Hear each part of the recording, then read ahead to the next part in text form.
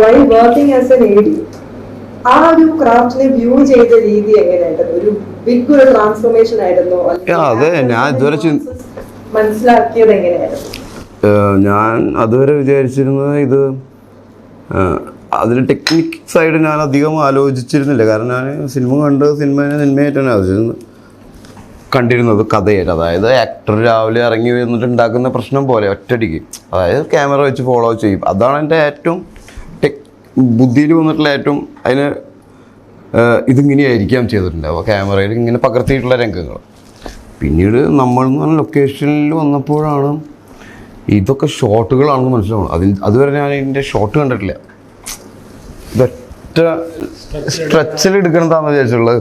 പിന്നെയാണ് മനസ്സിലായി ഇതൊക്കെ ഷോട്ടുകളാണല്ലോ, ഇവിടെയൊക്കെ ഷോട്ടുകൾ മാറുന്നുണ്ടല്ലോ, അതാണല്ലോ ഇങ്ങനെ എടുത്തിട്ടാണല്ലോ, അത് കൂട്ടി വെച്ചിട്ടാണ് അങ്ങനെ വരുന്നത്. മറ്റത് മൂവി നമ്മൾ സിനിമയല്ല കാണുന്നത്. പിന്നീട് മനസ്സിലായി ഇതൊക്കെ ഷോട്ടുകളാണ്, ഇതൊക്കെയാണ് മാറുന്ന ഷോട്ടുകൾ ഇങ്ങനെയൊക്കെ. പിന്നെയൊക്കെ ക്ലോസ് എടുക്കുന്ന സമയത്ത് ബാക്കിയുള്ള ആക്ടേഴ്സ് ഒന്നും അവിടെ ഇല്ല. ക്യാമറയുടെ സൈഡിൽ സാറ് കൈ കാണിച്ചിട്ട് ഇതിൽ നോക്കിയിട്ടാണ് പറയിപ്പിക്കുക. ഇതാണ് നമ്മൾ ഇത്ര ഇമോഷണൽ. പപ്പസ് അയാളില്ല, അടിക്കുമ്പോൾ അയാളില്ല, ആ സീൻ എടുക്കുമ്പോൾ മറ്റാളില്ല, അയാളുടെ ഷോട്ട് വേറെ ദിവസമാണ് എടുക്കുന്നത്. അതെനിക്ക് ശരിക്കും ഒരു ഷോക്കായിരുന്നു. ശരിക്കും നമ്മൾ ശരിക്കും ഇതൊക്കെ ഒരുമിച്ച് നടക്കുന്നൊരു പരിപാടിയാണെന്ന് വിചാരിച്ചിട്ടും ഇതൊക്കെ മുറിച്ചെടുക്കുന്നു, പല സമയങ്ങളിൽ എടുക്കുന്നു, പല സ്ഥലത്ത് വെച്ച് എടുക്കുന്നു, അതിനെ കൂട്ടിച്ചേർത്ത് വെക്കുന്നതാണ് എന്നുള്ളത്. അപ്പോൾ നമ്മൾ സ്റ്റേജിൽ നിന്ന് പെർഫോം ചെയ്യുന്നത് പോലെ സിനിമയിലൊന്നും പെർഫോം ചെയ്യാൻ പറ്റില്ല.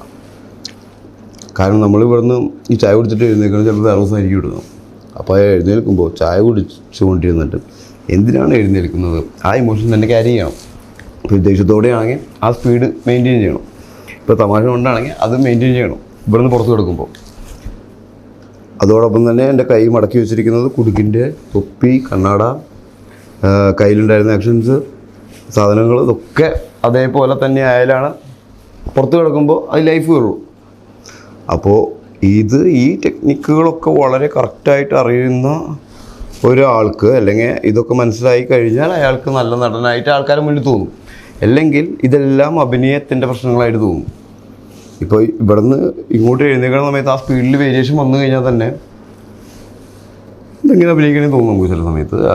ഈ ടെക്നിക്ക് കറക്റ്റായിട്ട് യൂസ് ചെയ്തതുകൊണ്ട്. അപ്പോൾ ഞാൻ പറയുകയാണെങ്കിൽ മമ്മൂക്കയും മോഹൻലാലും ഈ ടെക്നിക്ക് വളരെയധികം നന്നായി മനസ്സിലാക്കുകയും തങ്ങൾ മികച്ച നടന്മാരാണെന്ന് ആൾക്കാരെ ബോധിപ്പിക്കുകയും ചെയ്തത് ഈ ടെക്നിക്ക് വഴിയാണ്.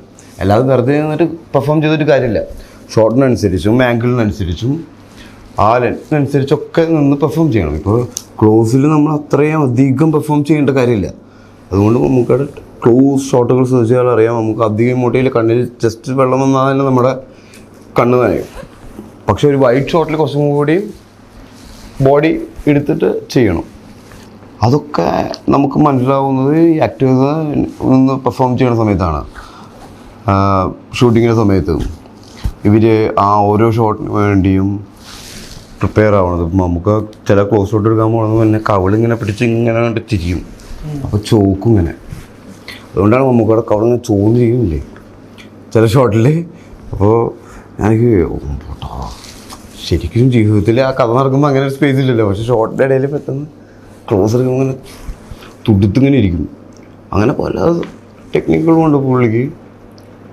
പുള്ളി കുറച്ചും കൂടി ബ്യൂട്ടി കോൺഷ്യസ് ആണല്ലോ. പക്ഷേ എപ്പോഴും ആളുകൾ കൂടുതലും ബ്യൂട്ടിഫിക്കേഷനെ ശ്രദ്ധിക്കുന്നുണ്ട് സിനിമയിൽ. അത് എനിക്ക് മനസ്സിലായത് ഷൂട്ടിംഗ് കണ്ടതുകൊണ്ടാണ്. കാരണം അവർ ക്യാരക്ടർ ആവാൻ ശ്രമിക്കുന്നതിനേക്കാൾ കൂടുതൽ സിനിമ ആയതുകൊണ്ട് കുറച്ച് ഭംഗിയിലിരിക്കണം എന്ന് വിചാരിക്കുന്ന ഒരു കൺസെപ്റ്റ് ഉണ്ടായിരുന്നു നമുക്ക്. അതുകൊണ്ട് ഉറക്കത്തിന് എഴുന്നേറ്റ് വരുമ്പോൾ മുടിയും കറക്റ്റായിരിക്കും, ഡ്രസ്സും കറക്റ്റായിരിക്കുമല്ലോ.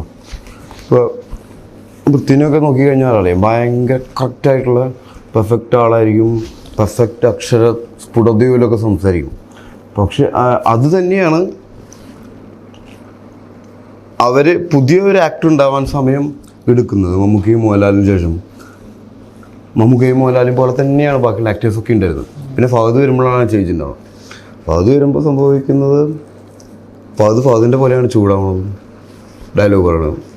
അതുവരെ മമ്മൂക്കാരും മോഹൻലാലും പോലെയാണ് എല്ലാവരും ഡയലോഗ് പറയണം. കാരണം അവരെ പോലെ ആവാനാണ് എല്ലാവരും നോക്കണം. അവരെ പോലെ ഇനി ഒരാളും ഉണ്ടാവില്ല. വേറൊരാളെ പോലെ ബെസ്റ്റ് ആക്ടർ അല്ലെന്ന് ദ നെക്സ്റ്റ് ആക്ടർ ഉണ്ടാവുള്ളൂ. അപ്പോൾ പുതിയൊരാൾ വരുമ്പോൾ അയാളുടെ ശൈലികളാണ് ആളുകൾക്ക് കാണേണ്ടത്. മറ്റവരെ കണ്ടു കഴിഞ്ഞല്ലോ. അപ്പോൾ നമ്മൾ പടം ഷൂട്ടിങ് കാണുമ്പോഴും നമ്മുടെ ഉള്ളിൽ ഈ ഐഡിയാസൊക്കെയാണ് വരുന്നത്. ഇതിപ്പോൾ ഇവർ ചെയ്യുന്നതൊക്കെ ഓക്കെ, ഭയങ്കര പെർഫെക്റ്റ്. പക്ഷേ ഇതേപോലെ തന്നെ നമ്മൾ ചെയ്തിട്ട് ഒരു കാര്യമില്ല. അപ്പോൾ ഞാൻ അഭിനയിക്കുന്ന സമയത്താണെങ്കിലും ഈ ക്ലീൻ എന്ന് പറയുന്ന സാധനത്തിൽ ഞാൻ വിട്ടുപിടിക്കാൻ ശ്രമിക്കാറുണ്ട്. നാച്ചുറലായിട്ട് ഒരാൾക്ക് ഉണ്ടാകുന്ന വിയർപ്പും അല്ലെങ്കിൽ ഷർട്ട് ചുളിയുന്നതും അല്ലെങ്കിൽ മുഷിയുന്നതും ഒക്കെ കൊണ്ടുവരാൻ ശ്രമിച്ചിട്ടുണ്ട്. അതൊക്കെ ഞാൻ അസിസ്റ്റന്റ് ഡയറക്ടറായിട്ട് നിന്ന് ലൊക്കേഷനിൽ നിന്ന് കാണുന്നതുകൊണ്ടാണ്. ഷോർട്ടിന് മുന്നേ ഇവരെല്ലാവരും വൃത്തിയാവും വീണ്ടും. ആ ആവശ്യമുള്ള ക്യാരക്ടറിന് മാത്രം അങ്ങനെ വൃത്തിയായാൽ മതി. അതുകൊണ്ടാണ് മമ്മൂക്കയൊക്കെ ഭരതൻ്റെ പടത്തിലും പത്മരാജൻ്റെ പടത്തിലൊക്കെ മമ്മൂക്കി മോഹൻലാലും ചെന്ന് അഭിനയിക്കുമ്പോൾ അവർ ഭയങ്കര ഡിഫറെൻ്റ് ആയിട്ടിരിക്കുന്നത്. അവർ കുറച്ചും കൂടി നാച്ചുറൽ ക്യാരക്ടറായിട്ട് തോന്നില്ലേ. മറ്റുള്ളവരൊക്കെ കുറച്ചൊരു ഒരുക്കം നമുക്ക് ഫീൽ ചെയ്യാമല്ലോ, റിഫൈൻഡ് ആയിട്ടും. ഇപ്പോൾ ഫൈറ്റ് കഴിഞ്ഞ് വരുമ്പോഴാണെങ്കിലും പിന്നെ ലാലേട്ടനിലാണ് മുടിയൊന്ന് മാറിക്കിടക്കുന്നതും ഷർട്ടൊന്ന് മാറിക്കിടക്കുന്നതൊക്കെ. അധികം ആൾക്കാരിലും അങ്ങനെ വരില്ല. അവരൊന്നും കൂടി മിനുക്കിയിട്ടാണ് വരുള്ളൂ ഷോട്ടിന് മുന്നേ. ആ മിനുക്കുന്നത് ബ്യൂട്ടിഫിക്കേഷൻ അല്ല ശരിക്കും വേണ്ടത്, ക്യാരക്ടറൈസേഷനിലേക്ക് ആവുകയാണ് വേണ്ടത്. സിനിമയിൽ ബ്യൂട്ടിഫിക്കേഷന് ഒരു സ്ഥാനമില്ല. അതിനങ്ങനെയായിരുന്നു കണ്ടുവന്ന ടെക്നിക്സ് കുറച്ച് ടൈറ്റിട്ട് പിന്നെ റിയലൈസ് ചെയ്തതാണോ കണ്ടുവന്ന് വേണം എന്ന് തീരുമാനിച്ചു? ആദ്യം നമ്മൾ എന്തായാലും ഇമിറ്റേറ്റ് ആണ് ചെയ്യുന്നത്. കാരണം മോഹൻലാലിനും മമ്മൂക്കയും ചെയ്ത നമ്മൾക്കൊരു ഷോട്ട് കിട്ടുമ്പോൾ നമ്മൾ മുന്നേ കണ്ട പടങ്ങളിലെ ഷോട്ടുകളൊക്കെ വെച്ചിട്ട് അതുപോലത്തെ അഭിനയമാണ് വേണ്ടത്. അങ്ങനെ ചെയ്യും. ആദ്യം നമുക്ക് ആളുകൾ അത് റെക്കഗ്നൈസ് ചെയ്യാതെയും നമുക്ക് പ്രശ്നമില്ലാതെയും പോകുന്നതെന്ന് വെച്ചാൽ അവരുടെ ബോഡി അല്ല, അതേപോലത്തെ ബോഡി ഇല്ലാത്തതുകൊണ്ട്. ഇപ്പോൾ ലാലേട്ടൻ്റെ പോലത്തെ ബോഡി ഉള്ള ഒരാളാണെങ്കിൽ പെട്ടെന്ന് കണ്ടുപിടിക്കില്ല ലാലേട്ടൻ ചെയ്തതാണ് ചെയ്യുന്നത്. എൻ്റെ ബോഡി അതായത് തീരെ സാമ്യമില്ലാത്തതുകൊണ്ട് കണ്ടുപിടിക്കപ്പെട്ടിട്ടില്ല. പിന്നീട് നമ്മൾ ഫഹദിൻ്റെ അഭിനയം കണ്ടിട്ട് നേരിട്ട് അപ്പോഴാണ് കുറച്ചും കൂടി കോൺഫിഡൻ്റ് ആയി. ഇത് ഫഹദ് ചാപ്പാകുരിച്ചില്ലേ, ഇത് ഫഹദ് ചൂടാവണ പോലെ തന്നെയാണല്ലോ, ഇത് കൊള്ളാൻ സംഭവം മനസ്സിലാവണം. മമ്മൂട്ടി ചൂടാവണ പോലെ ചൂടായിട്ട് കാര്യമില്ലല്ലോ. നമ്മൾ അതുവരെ ചൂടാവണത് സുരേഷ് ഗോപി ചൂടാവണ പോലെയും മമ്മൂക്ക ചൂടാവണ പോലെയും ലാലേട്ടനെ അടിക്കണ പോലെ ഇടിക്കണ പോലെ ചിരിക്കണ പോലെയൊക്കെയാണ്. അപ്പോൾ അത് നല്ലൊരു പരിപാടിയാണ്. ഫഹദ് പക്ഷേ ആദ്യം വന്ന സമയത്ത് അങ്ങനെയായിരുന്നില്ല. രണ്ടാമത് ചാപ്പാകുരിച്ചിലൊക്കെ വരുന്ന സമയത്ത് ഫഹദിനെ പോലെ പെർഫോം ചെയ്യാൻ തുടങ്ങി. അത് ഭയങ്കര ഒരു കോൺഫിഡൻസ് ഉണ്ടാക്കിയത്. ഇപ്പോൾ എന്നെ പോലെയുള്ളൊരു പയ്യൻ എളുപ്പമുള്ള ആളാണ് ഫഹദ്, അത്ര ഹൈറ്റും എല്ലും. അപ്പോൾ ഞാൻ അവരെ പോലെ ചെയ്യേണ്ട നമ്മളെപ്പോലെ തന്നെ ചെയ്താൽ മതിയായിരുന്നു. അത് ആ ആക്ട് ചെയ്യണ സമയത്ത് തന്നെ ഒരുപാട് ഹെൽപ്പ് ചെയ്തിട്ടുണ്ട്.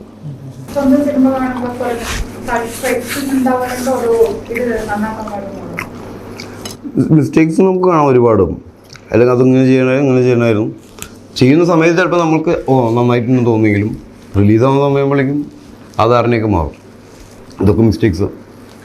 പിന്നെ എന്തൊക്കെ ഇനി മാറ്റാം എന്നുള്ളതൊക്കെ നമുക്ക് ആ സമയത്ത് നമ്മൾ നോട്ട് ചെയ്യണത് അങ്ങനെയായിരിക്കും.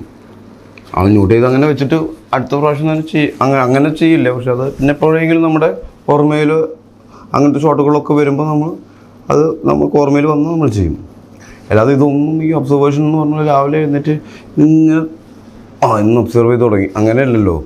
നാച്ചുറലി സംഭവിക്കേണ്ടതല്ലേ. ഒരു സാധനത്തോട് നമുക്ക് ജെന്യൂനായിട്ട് ഇഷ്ടമുണ്ടെങ്കിൽ നമ്മളറിയാതെ തന്നെ അത് നമ്മുടെ ഉള്ളിലേക്കും കാണുന്നതായിട്ടും കേൾക്കുന്നതായിട്ടുള്ള എല്ലാ അതും നമ്മളുടെ ചെയ്യാൻ ഇഷ്ടമുള്ള സാധനത്തിലേക്ക് വന്നു ചേരും. അതിനാണ് നമ്മൾ പറയില്ലേ ദ വേൾഡ് കം ആ ടൈം, അല്ലെങ്കിൽ വേൾഡ് അതിനുവേണ്ടി നിനക്ക് ഒരുക്കി തരുമെന്ന് പറയണത്. അപ്പോൾ നമുക്ക് കാണുന്നതും കേൾക്കുന്നതും ഒക്കെ എന്തിലേക്കാണോ നിനക്ക് പോകേണ്ടത് അതിലേക്ക് എത്തിക്കും. അല്ലാതെ നമ്മൾ ഇങ്ങനെ ഭയങ്കര ശ്രദ്ധിച്ചിരുന്ന് ഒബ്സർവ് ചെയ്യണ കാര്യങ്ങളല്ല. നമുക്ക് കാണുന്നതും കേൾക്കുന്നതും എല്ലാം അതിലേക്ക് അങ്ങനെ എത്തും.